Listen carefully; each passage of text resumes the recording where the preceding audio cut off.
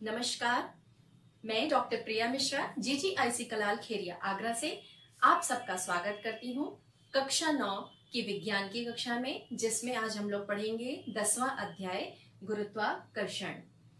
पिछले अध्याय में आप लोग बल तथा गति के नियम के बारे में पढ़ चुके हैं और आप ये जानते हैं कि बल के कारण ही गति संभव है। हम ये देखते हैं कि यदि किसी वस्तु को ऊंचाई से गिराया जाता है तो वो पृथ्वी की ओर ही हमेशा आती है।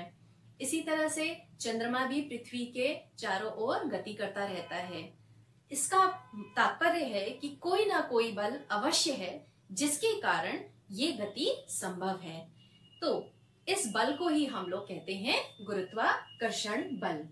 तो आज हम लोग इस गुरुत्वाकर्षण पाठ को निम्न मुख्य शिक्षण बिंदुओं के अंतर्गत पढ़ेंगे, जिसको कि हम 2 भागों में पढ़ेंगे।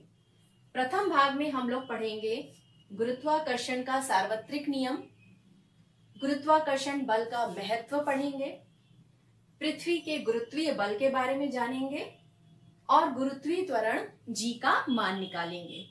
यह सब हम लोग भाग 1 में पढ़ेंगे। और भाग 2 में हम लोग पढ़ेंगे द्रव्यमान और भार में अंतर, प्रणोद तथा दाब के बारे में जानकारी प्राप्त करेंगे, उत्प्लावकता एवं आर्किमिडीज सिद्धांत के बारे में जानेंगे और आपेक्षिक घनत्व के बारे में जानेंगे। तो इस प्रकार हम 2 भागों में इस अध्याय को पढ़ेंगे। सर आइजैक न्यूटन को सभी लोग जानते हैं। उन्होंने पेड़ से सेब गिरने की क्रिया का गहनता से अध्ययन किया था और फिर सन 1686 में अपना विश्व प्रसिद्ध गुरुत्वाकर्षण का नियम दिया था। उनके अनुसार विश्व में प्रत्येक पदार्थ के प्रत्येक कण प्रत्येक दूसरे कण को आकर्षित करते हैं, यानी कि प्रत्येक कण के बीच में सर्वव्यापी आकर्षण बल लगता है, जिसको हम लोग कहते हैं गुरुत्वाकर्षण बल। तो उनके अनुसार गुरुत्वाकर्षण का सार्वत्रिक नियम इस प्रकार है। ब्रह्मांड के किन्हीं 2 पिंडों के बीच लगने वाला आकर्षण बल पिंडों के द्रव्यमानों के गुणनफल के समानुपाती तथा उनके बीच की दूरी के वर्ग के व्युत्क्रमानुपाती होता है। बल की दिशा दोनों पिंडों के केंद्रों को मिलाने वाली रेखा के अनुदिश होगी। क्योंकि बल एक सदिश राशि है तो परिमाण के साथ साथ उसमें दिशा भी होनी है, तो ये दिशा भी बताई जा रही है। तो इसको इस तरह से हम लोग देखते हैं। मान लीजिए यदि हमारे पास 2 पिंड हैं, एक पिंड A है जिसका द्रव्यमान m1 है, दूसरा पिंड B है जिसका द्रव्यमान m2 है, और इन दोनों पिंडों के केंद्रों के बीच की दूरी अगर d है तो दोनों पिंडों के बीच में लगने वाले आकर्षण बल को हम पहले उससे लिख सकते हैं। लिखा है ये द्रव्यमानों के गुणनफल के समानुपाती होता है, ये हम लिख सकते हैं। फिर दूसरा बताया गया है कि ये बल दोनों के बीच की दूरी के वर्ग के व्युत्क्रमानुपाती होता है, तो हम ये भी लिख सकते हैं। जब हम इन दोनों को एक साथ कंबाइन करेंगे, इन दोनों समीकरणों को एक साथ लिखेंगे, तो हम लिख सकते हैं F is directly proportional to m1 m2 upon d square. और जब ये समानुपात का साइन हम हटाएंगे तो एक समानुपाती स्थिरांक आएगा, जिसको कि हम लोग g से लिखेंगे। तो हमारा गुरुत्वाकर्षण बल निकालने का सूत्र निकल के आ जाएगा F बराबर g m1 m2 upon d square, जहां g सार्वत्रिक गुरुत्वीय स्थिरांक कहलाता है। g का मान हेनरी कैवेंडिश ने एक्सपेरिमेंट्स से निकाला था और इसका मान निकाला गया था 6.67 इंटू 10 टू दी पावर -11। इसका मात्रक क्या होगा? इसका मात्रक निकालने के लिए d स्क्वायर को यहाँ मल्टीप्लाई कर दीजिए और m1 m2 को यहाँ नीचे लाइए। यानी कि यदि हम इसको ऐसे लिख लें g बराबर f d square upon m1 m2, तो हम इसका मात्रक देखते हैं। SI मात्रक न्यूटन मीटर स्क्वायर पर किलोग्राम स्क्वायर, किलोग्राम गुणे किलोग्राम, तो किलोग्राम स्क्वायर। और इसको अगर हम सीजीएस में लिखेंगे तो 6.67 इंटू 10⁻11 न्यूटन की जगह डाइन, मीटर स्क्वायर की जगह सेंटीमीटर स्क्वायर, और किलोग्राम पर किलोग्राम स्क्वायर की जगह पर हो जाएगा पर ग्राम स्क्वायर। इस नियम को सार्वत्रिक नियम इसलिए कहते हैं क्योंकि ये सभी पिंडों के लिए लगता है, सभी जगह ये सत्य पाया गया है, चाहे छोटा पिंड हो चाहे बहुत बड़े पिंड हो, जैसे खगोलीय पिंड। तो इसलिए गुरुत्वाकर्षण का सार्वत्रिक नियम कहा जाता है। गुरुत्वाकर्षण बल का महत्व। गुरुत्वाकर्षण नियम हमारे चारों ओर होने वाली ऐसी क्रियाओं की व्याख्या करता है जो पहले आपस में संबद्ध नहीं मानी जाती थी, जिसमें पहला है हमें पृथ्वी से बांधे रखने वाला बल। सेब जैसी कोई भी वस्तु ऊंचाई से गिरने पर हमेशा पृथ्वी की ओर ही आती है, यह इसी गुरुत्वाकर्षण बल के कारण ही है। अब एक बात यह आती है कि हमने गति का तृतीय नियम पढ़ा है कि प्रत्येक क्रिया की विपरीत दिशा में किंतु बराबर प्रतिक्रिया अवश्य होती है। तो यहाँ पर प्रश्न उठता है कि जैसे पृथ्वी सेब को अपनी ओर आकर्षित कर रही है, तो क्या सेब भी पृथ्वी को अपनी ओर आकर्षित करता है? तो इसका उत्तर है हाँ, सेब भी पृथ्वी पर बराबर आकर्षण बल लगाता है, किंतु हम पृथ्वी की गति सेब की ओर इसलिए नहीं देख पाते हैं क्योंकि पृथ्वी का जो द्रव्यमान है सेब की तुलना में बहुत बहुत अधिक है, जबकि सेब का द्रव्यमान अत्यंत कम है। इसीलिए हम लोग सेब की गति को तो देख पाते हैं, परंतु पृथ्वी की गति सेब की ओर नगण्य होती है, जिसको कि हम नहीं देख पाते हैं। दूसरा, पृथ्वी के चारों ओर चंद्रमा की गति और सूर्य के चारों ओर ग्रहों की गति, ये दोनों ही गति गुरुत्वाकर्षण बल के कारण ही संभव है। इसको समझने के लिए हमें सबसे पहले ये समझना होगा कि कोई भी वस्तु वृत्ताकार पथ पर किस प्रकार गति करती रहती है। इसके लिए एक साधारण सा उदाहरण लेते हैं। जैसे हम किसी पत्थर को ले लें और किसी रस्सी से बांध दें और उसको हम वृत्ताकार पथ में घुमाएं। अगर मैं आपसे पूछूं कि ये पत्थर लगातार वृत्ताकार पथ में क्यों घूम रहा है, तो आप कहेंगे ये इसलिए घूम रहा है क्योंकि ये रस्सी से बंधा हुआ है। यानी कि जो रस्सी है वो पत्थर को अंदर केंद्र की ओर बांधे हुए, खींचे हुए है, जिसकी वजह से ये बार बार इसी वृत्ताकार पथ पर घूम रहा है। रस्सी में जो तनाव है, जो टेंशन होता है, वो अंदर की ओर खींच रहा है। इसको हम इस तरह से भी सिद्ध कर सकते हैं। अगर किसी प्रकार से, किसी तरीके से ये रस्सी टूट जाए, तो आपने देखा है कि ये जो पत्थर है तुरंत एक सीधी सरल रेखा में गति करने लगेगा, निकल जाता है दूर। अगर पत्थर यहाँ है तो यहाँ से सीधे ऐसे निकलेगा। तो हम ये देखते हैं कि किसी केंद्र की ओर लगने वाले बल की अनुपस्थिति में जो पिंड है वो सरल रेखीय गति करने लगता है। यानी कि वस्तु को वृत्ताकार पथ में गति करने के लिए किसी केंद्र की ओर लगने वाले बल की आवश्यकता होती है, जिसको कि हम लोग अभिकेंद्र बल कहते हैं। अभिकेंद्र बल के कारण ही वृत्ताकार पथ पर गति संभव है। तो अब हम लोग अगर ये देखें, यहाँ पर पृथ्वी के चारों ओर चंद्रमा की गति इसीलिए संभव है क्योंकि पृथ्वी और चंद्रमा के बीच में जो आकर्षण, गुरुत्वाकर्षण बल है, वो चंद्रमा के लिए अभिकेंद्रीय बल का कार्य करता है, जिसके कारण वो पृथ्वी के चारों ओर वृत्ताकार पथ पर गति कर पाता है। इसी प्रकार सूर्य के चारों ओर ग्रहों की गति भी सूर्य और ग्रहों के बीच के गुरुत्वाकर्षण के बल के कारण है। चंद्रमा तथा सूर्य के कारण समुद्रों में ज्वार भाटा। ज्वार भाटा वे सागरीय तरंगे हैं जो पृथ्वी, चंद्रमा और सूर्य के परस्पर गुरुत्वाकर्षण बल के कारण उत्पन्न होते हैं। समुद्री जल जब ऊपर जाता है तो इसे हम ज्वार कहते हैं, और समुद्री जल जब नीचे जाता है तो इसे हम भाटा कहते हैं। तो महासागरीय जल पर सबसे अधिक गुरुत्वाकर्षण का प्रभाव पड़ता है चंद्रमा के। चंद्रमा जबकि सूर्य के देखते 2.5 लाख गुना छोटा है, लेकिन सूर्य के देखते ये पृथ्वी के 380 गुना करीब है। इसीलिए चंद्रमा के गुरुत्वाकर्षण बल का सबसे अधिक प्रभाव पड़ता है पृथ्वी के ऊपर, जबकि सूर्य का कम पड़ता है। ऐसा इसलिए है क्योंकि हम लोग गुरुत्वाकर्षण बल के लिए सूत्र पढ़ चुके हैं, F बराबर G m1 m2 upon d square. आप यहाँ देख रहे हैं दूरी का वर्ग है, दूरी का वर्ग किया जा रहा है, इसीलिए दूरी का सबसे ज्यादा प्रभाव दिखाई पड़ता है।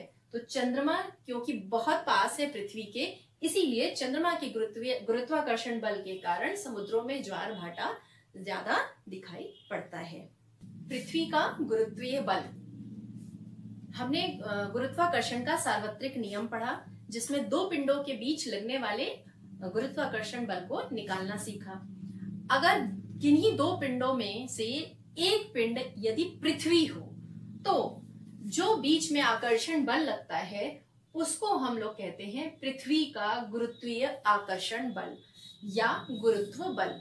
तो गुरुत्व बल क्या है? गुरुत्व बल वह आकर्षण बल है जिससे पृथ्वी किसी वस्तु को अपने केंद्र की ओर आकर्षित करती है। यानी कि दो वस्तुओं में से एक तो कोई भी वस्तु हो सकती है, एक वस्तु पृथ्वी होनी चाहिए। अब जब भी हम लोग किसी वस्तु को किसी ऊंचाई पर फेंकते हैं तो हम देखते हैं थोड़ी ऊंचाई के तक जाने के बाद वह वस्तु वापस पृथ्वी की ओर ही गिरने लगती है।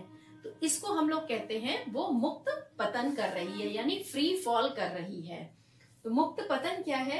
जब कोई वस्तु ऊपर से मुक्त रूप से छोड़ी जाती है तो उसके गिरने का वेग लगातार बढ़ता जाता है, अर्थात उसमें त्वरण उत्पन्न हो जाता है। इस त्वरण को हम लोग गुरुत्वीय त्वरण कहते हैं। हम पहले ही पढ़ चुके हैं, जैसे जैसे वेग बढ़ता है तो यानी एक्सेलरेट हो रही है बॉडी, यानी कि उसमें त्वरण उत्पन्न हो रहा है। तो यहाँ भी हम लोग देख रहे हैं प्रारंभिक वेग 0 था क्योंकि फ्री फॉल कराई गई है। यदि वस्तु प्रारंभिक वेग 0 से गिराई जा रही है और धीरे धीरे धीरे जैसे नीचे आ रही है वेग बढ़ रहा है, तो हम कहते हैं उसमें त्वरण उत्पन्न हो गया है। यहाँ पर त्वरण किसकी वजह से उत्पन्न हुआ? पृथ्वी के आकर्षण बल के कारण उत्पन्न हुआ है, इसीलिए इसको नाम दिया गया है गुरुत्वीय त्वरण। इसको हम लोग G से प्रदर्शित करते हैं और G का मात्रक होता है वही जो त्वरण का मात्रक है, मीटर प्रति सेकेंड स्क्वायर। अब हम लोग निकालते हैं स्मॉल g यानी गुरुत्वीय त्वरण और कैपिटल G यानी सार्वत्रिक गुरुत्वीय नियतांक में संबंध। इसके लिए हमने मान लिया ये पृथ्वी है और पृथ्वी के ऊपर किसी ऊंचाई पर कोई वस्तु रखी हुई है। माना वस्तु का द्रव्यमान स्मॉल m है, माना पृथ्वी का द्रव्यमान हम कैपिटल ME से दिखा रहे हैं। वस्तु की पृथ्वी के केंद्र से दूरी, वस्तु की पृथ्वी के केंद्र से दूरी लगभग पृथ्वी की त्रिज्या के बराबर ही होगी, क्योंकि पृथ्वी की त्रिज्या बहुत अधिक है कंपैरिजन में जितनी वस्तु पृथ्वी की सतह से ऊपर होगी। तो अगर हम इस छोटी सी दूरी को इस त्रिज्या में जोड़ भी दें तो अप्रोक्सीमेटली ये पृथ्वी की त्रिज्या के बराबर ही आएगा। तो हम वस्तु की पृथ्वी के केंद्र से दूरी लगभग r मान सकते हैं। वस्तु पर लगने वाला गुरुत्वीय बल गुरुत्वाकर्षण के सार्वत्रिक नियम से हम निकालें तो कितना आएगा? F बराबर G ME M दोनों के द्रव्यमानों के गुणनफल के समानुपाती और दोनों के बीच की जो दूरी है उनके वर्ग के व्युत्क्रमानुपाती। तो ये हमारा गुरुत्वीय बल निकला।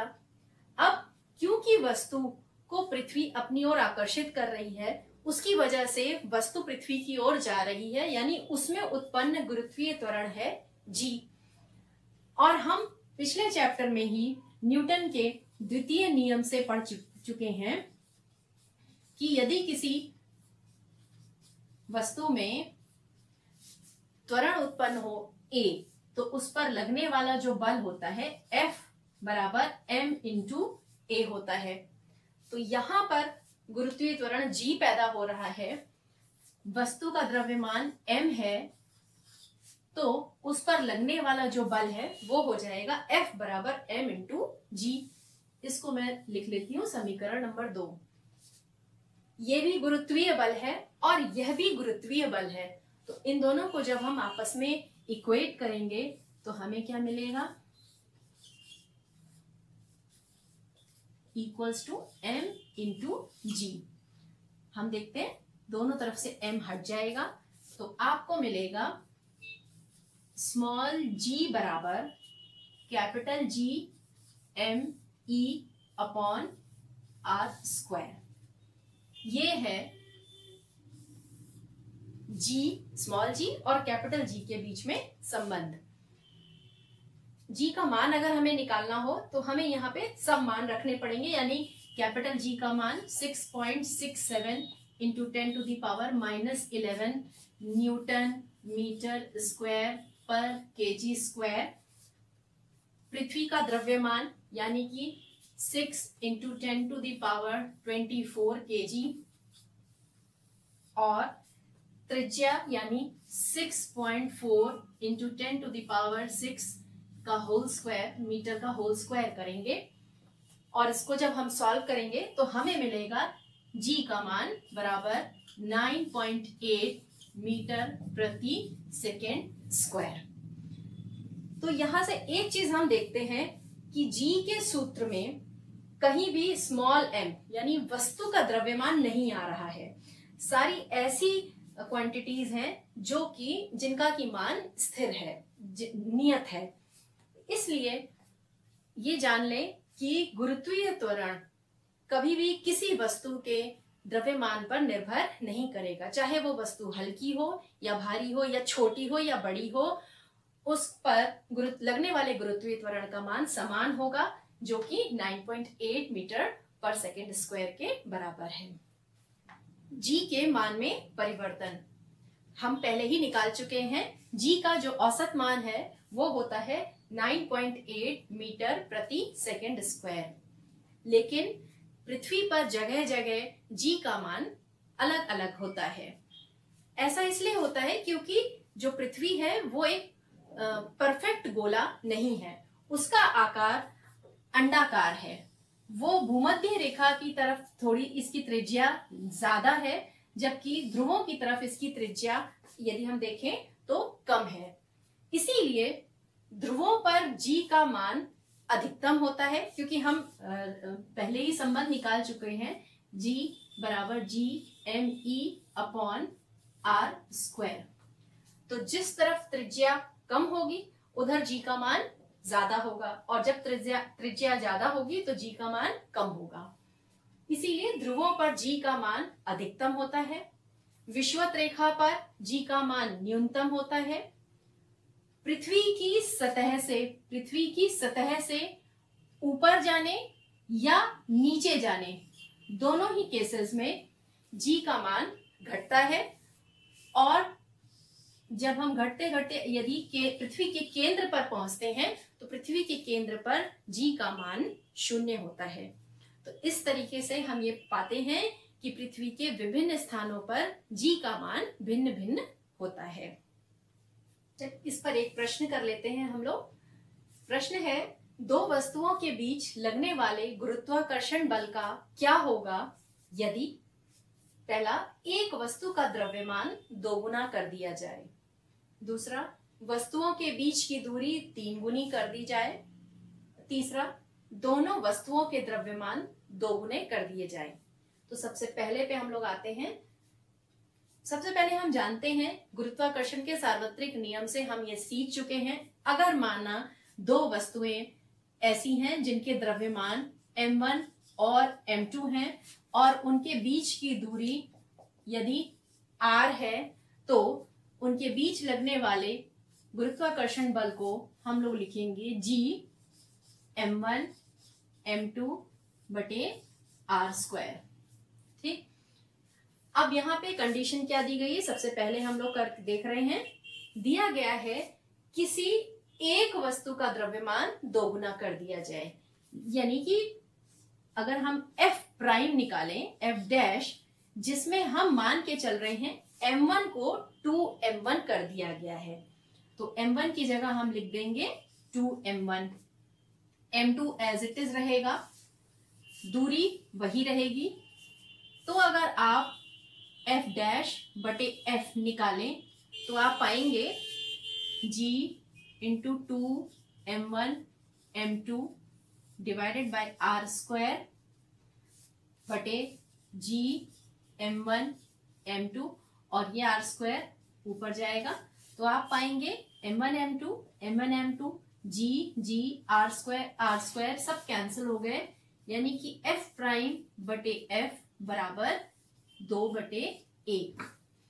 यानी कि जो नया गुरुत्वाकर्षण बल है, यानी यदि एक वस्तु का द्रव्यमान दोगुना कर दिया जाए तो गुरुत्वाकर्षण बल भी दोगुना हो जाएगा।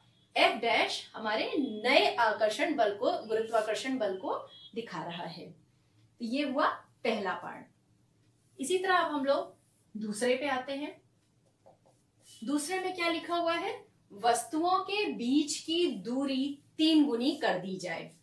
तो जो हमारा नया फोर्स है उसको हम F प्राइम से दिखा रहे हैं, ओरिजिनल तो ये था, ठीक है। तो G द्रव्यमानों में कोई अंतर नहीं है तो m1 और m2 एज इट इज लिखे जाएंगे। दूरी को 3 गुना कर दिया है तो यहां पर हम r की जगह अब लिखेंगे 3r का होल स्क्वायर।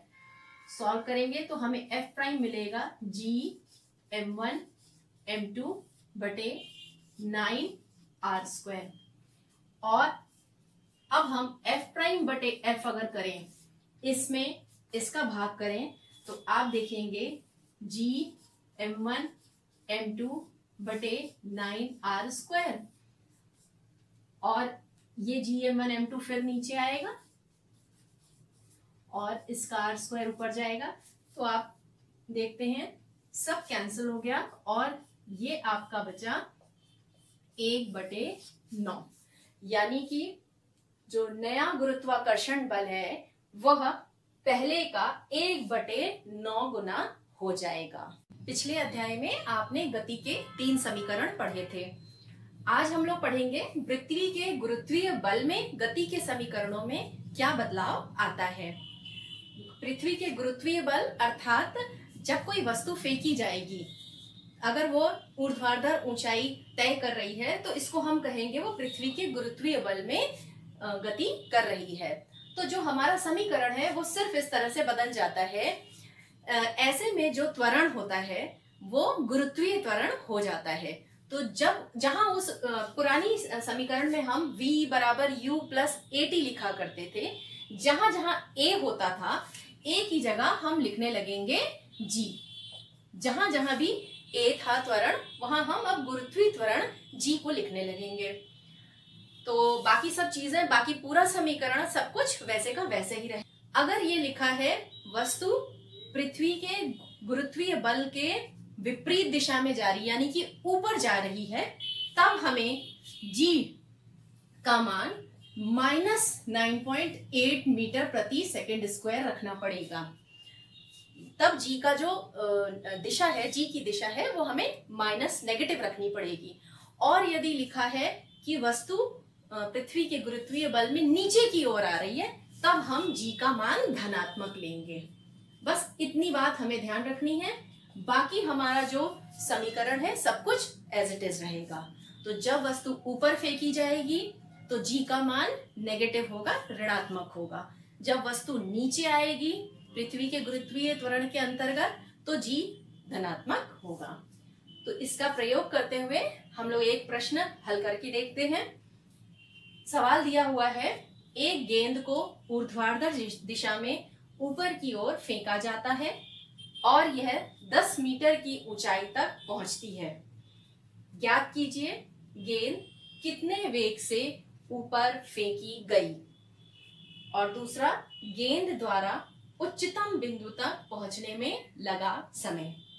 अब इसके लिए आप ये देखिए, गेंद को ऊपर फेंका गया है, यानी यहां से उसको कुछ वेग दिया गया तब वो ऊपर गई, और ऊपर अपने आप जाते जाते जाते जाते किसी एक निश्चित बिंदु पर जाकर उसका जो वेग है वो शून्य हो जाएगा, और तब वो वापस नीचे आना शुरू करेगी। ठीक है, तो इसके लिए अब हम इस तरीके से शुरू करते हैं। दिया गया है, पहले तो पूछा है प्रारंभिक वेग, अगर हम देखें तो हमें पता नहीं है, ये हमें निकालना है। प्रारंभिक वेग हमें पूछा गया है। अंतिम वेग क्या हो जाएगा, क्योंकि वस्तु एक निश्चित ऊंचाई तक जाके रुक जा रही है, यानी उसका जो वेग है वो शून्य हो जा रहा है। कितनी ऊंचाई तक गई है, एस का मान दिया गया है 10 मीटर। अब क्योंकि वस्तु ऊपर की दिशा में जा रही है, ऊपर जा रही है, तो जो समीकरण हमें गति का समीकरण यूज करना है उसमें g का मान कैसा चलेगा, -9.8 मीटर पर सेकेंड स्क्वायर चलेगा। ठीक है, अब हम देखते हैं u, v, s और g हमें पता है। ये जो पता है इनमें से कौन सा समीकरण हम इस्तेमाल कर सकते हैं, तो हम ये देखते हैं जो तीसरा समीकरण दिया है इसका प्रयोग करके हम निकाल सकते हैं। तो आपका तीसरा समीकरण होता है v square minus you square बराबर 2gs। v स्क्वायर यानी 0 का स्क्वायर माइनस u हमें निकालना है 2, g का मान -9.8, s का मान 10 दिया गया है। हम यहां से देखेंगे ये आ जाएगा -u स्क्वायर बराबर, इसको जब आप गुणा करेंगे तो आ जाएगा 196, माइनस का साइन भी आएगा। ठीक है, फिर क्या है, दोनों तरफ के माइनस के साइन हट जाएंगे और हम पाएंगे u बराबर √196, यानी कि 14 प्लस धनात्मक मान हम लोग लेंगे 14 मीटर प्रति सेकेंड। तो वस्तु का जो प्रारंभिक वेग है वो निकल के आया 14 मीटर प्रति सेकेंड। अब दूसरा हिस्सा हम लोग करते हैं। क्या पूछा गया है, गेंद द्वारा उच्चतम बिंदु तक पहुंचने में लगा समय। तो उच्चतम बिंदु यानी कि वही फिर से हमें v यानी उच्चतम बिंदु पे अंतिम वेग 0 था, प्रारंभिक वेग हमने अभी अभी निकाल लिया है 14 मीटर प्रति सेकेंड। ठीक है, और समय हमसे पूछ ही रहे हैं, g हमें पता है -9.8 मीटर प्रति सेकेंड स्क्वायर। तो अब हम कौन सा सूत्र लगा सकते हैं, सबसे पहला सूत्र लगा सकते हैं, v बराबर u plus G T. v का मान आगे हम रखते हैं, v का मान 0 रखा, u की जगह 14 -9.8 g की जगह, और t का मान हमें निकालना है। तो जब हम इसको सॉल्व करेंगे, t बराबर 14/9.8, इसको सॉल्व करेंगे तो t बराबर आएगा 1.43 सेकेंड। तो यहां पर हमारा समाप्त होता है गुरुत्वाकर्षण पाठ का भाग 1। अगले भाग यानी भाग 2 में हम लोग पढ़ेंगे द्रव्यमान और भार में अंतर पढ़ेंगे, प्रणोद और दाब के बारे में जानेंगे, आर्किमिडीज का सिद्धांत क्या होता है, उत्प्लावकता और आपेक्षिक घनत्व के बारे में जानकारी प्राप्त करेंगे। धन्यवाद।